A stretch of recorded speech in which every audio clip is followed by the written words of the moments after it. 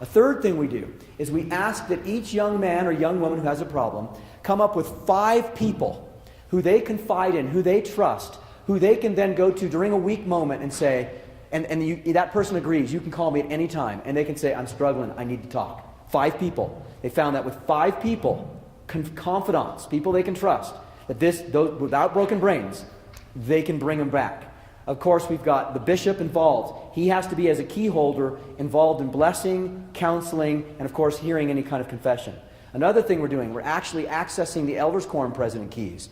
So those elders' quorum presidents, with the permission of the person in the bishop, so no confidentiality is broken, that elders' quorum president can also be a confidant and a Melchizedek priesthood holder to work in that. Fasting is an amazing way and an underutilized way in which to overcome addiction. It's a small and simple thing. Now, here's my metaphor. All these things I've mentioned are arrows in our quiver to overcome this problem. So you might say, well, meditation's not going to help. And I would agree. Meditation on its own might be good. It's not going to help. But addiction recovery program, meditation, 5 people, working with the bishop, working with the elders quorum president, fasting, doing all the other things you know you should do, and I will testify to you that that person will overcome the addiction, the brain will be healed, and that person, that priesthood holder, will come back, be able to serve the Lord Jesus Christ. All the way in the back. Please.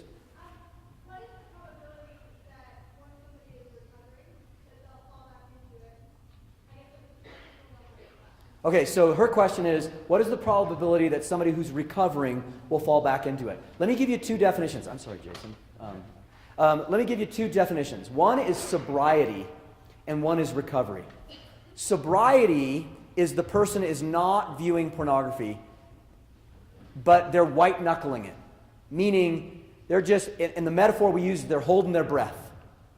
But you know that if you hold your breath, I don't care how well-intentioned you are, you're going to have to take a breath again. That's not, so you might have a young man or a young woman who's gone 2 or 3 months, and they feel like they're on fire. They're like, I've gone 2 months, I'm doing great. Unless they're involved in recovery, in meditation, in fasting, in talking to the bishop, the elders quorum president, 5 people, they're not in recovery. They're deceiving themselves. And it's going to be a problem. They're going to be involved in what's called the cycle of addiction, which is going to create hopelessness, despair, and frustration. And it's a very, very sad situation. Now, somebody in recovery, the truth is, generally will have a slip-up. But that slip-up doesn't have to be the end of the world. And what you're looking for is you're looking for more expanded periods, do you see what I'm saying, from the incident of viewing to the next incident. And so you've got, that's why they're saying a minimum of 7 to 8 months before a young lady should seriously decide, do I want to be in a serious relationship with somebody who's an addict? Did you want to say anything on that? Yeah. And maybe this will lead to your second question, but maybe a rhetorical question to you. What if I'm in a relationship with someone who has recovered, he's been good for a year? What is the probability of him falling back in that if we ever get married? And we don't know, but here's what we know. President Barron and myself don't take note to watch. We are the same. We don't have the same susceptibility, but we could fall. So everyone has to be on guard. Please, Dawn. Are there connections between pornography and other addictions like video games or caffeine or food? Yeah, I think it's a great question. She asked, are there connections between, say, pornography addiction and other addictions like food, say, overeating, or video games, or other kinds of addictions? Again, the studies I'm reading by neurologists suggest, and they don't have full-blown studies yet, but suggest that the addictions all have the common root to doing the same thing to the brain. Now, they might go about it different ways with different neurotransmitters, but essentially, the mechanism that creates the addiction and the mechanism that creates the problem is the same. But we don't have all the data. And also, think about your brains.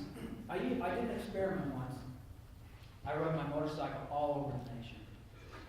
I've found that to keep myself awake, I can pretend like I'm playing with you guys. Actually, what I do is I pretend like they come here on a visit and they see me playing basketball and they like me and they recruit me and then I go play and I make like 50 points. That can keep me awake for hours. But it's very interesting when I allow my brain to do that. That is completely harmless. But when I allow my brain to do that, I foster mechanisms and pathways that then cause me later on to have difficulty controlling other thoughts. So even though I'm innocently creating artificial systems in my brain that are completely harmless, sometimes those artificial systems can be used by the adversary who knows what I'm doing to start moving down other roads which can cause other problems like these things. So they're all integrated. Even the good imaginary Edwards in our life can become very dangerous and create all kinds of plasticity that the adversary can use. So it's unfortunate, but we have to watch our thoughts always. Right here, please.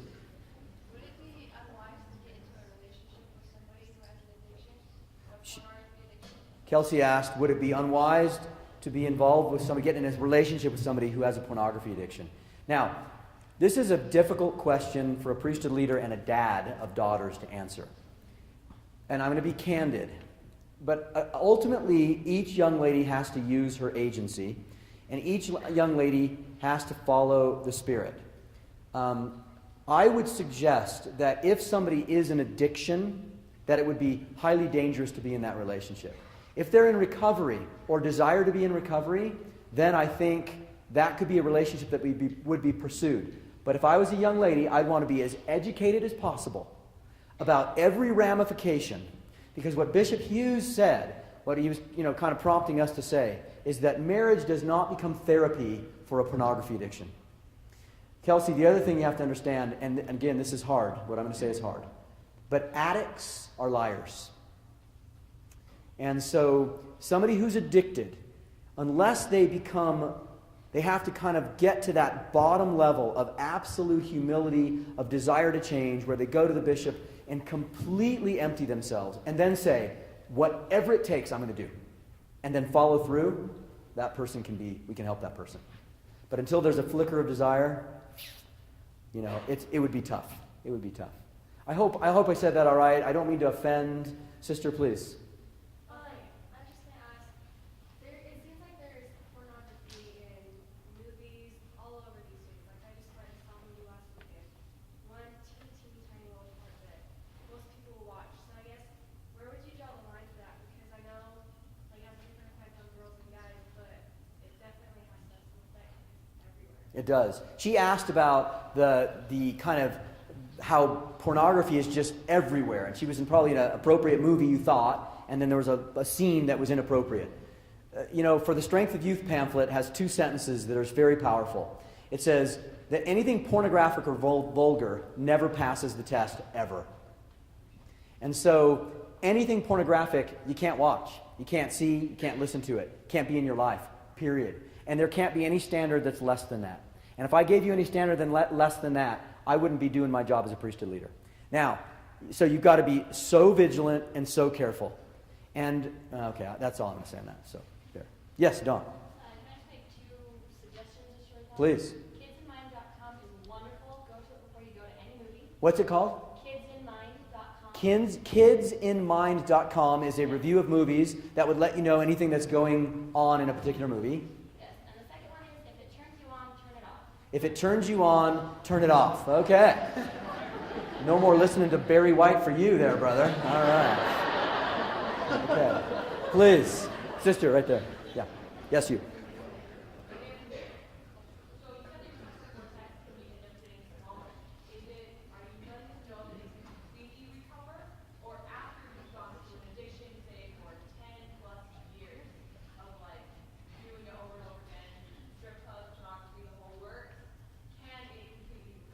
I'm going to say it can completely recover, but just like a cancer, for example, if you have a tumor taken out of your body because the cancer spread so far, it's going to take a long time to recover.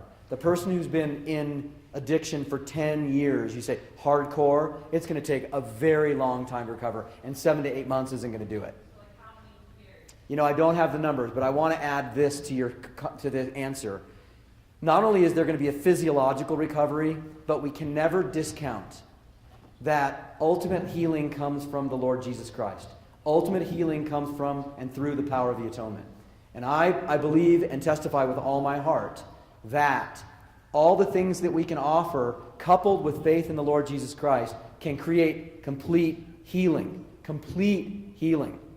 So I want you to leave with hope and not be discouraged, but we are in a battle here. We are in a battle. My metaphor for this, by the way, so you understand. Do you remember when Captain Moroni, who I love, Captain Moroni is in a battle with a guy named Zarahemna.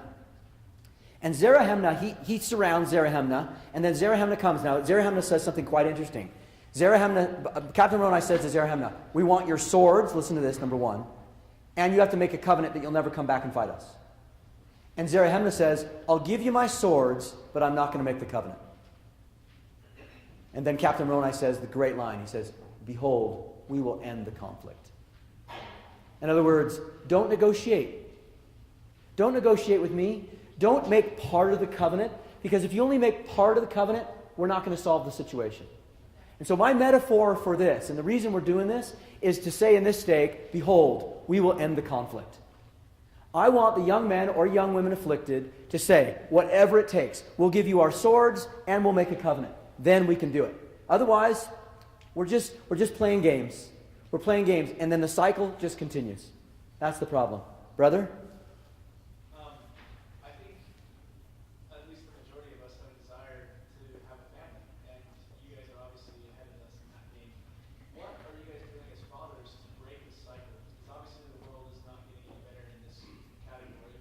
Like, what suggestions or what things are you doing as parents as well as priesthood holders to break that cycle at a young age so that it's not a problem? Great question. At least you have the conflict with your children. So the question is, what are we doing as priesthood holders and fathers to break this cycle in our boys? Because I have 2 boys. One's 10, one's 14. Guess what I've talked to my boys about at age 10? We have a little saying in our house between me and my boys, and I say, hey, you seen any nudies today? And I tell them, if your friend shows you or flashes you a picture, I want to know. I'm not going to get mad at you. I want to know. Let's talk about it. You tell me what they flash, when they do it. It's open at our house. You see something on the internet, you come tell Dad. Dad's not going to be mad at you. But at age 10, we started. And we talk about it all the time. Tell them about how you manage the internet in your home. So, and our internet is right in the kitchen. Guess who has the password? Mom. Right on. Mom has the password. Right on. Okay? And Mom changes it, and it takes Dad off when Dad's trying to get home, get work done, because then he's got to find Mom. So what's the password? But Mom has the password. Everybody knows that, and that's the way we do it.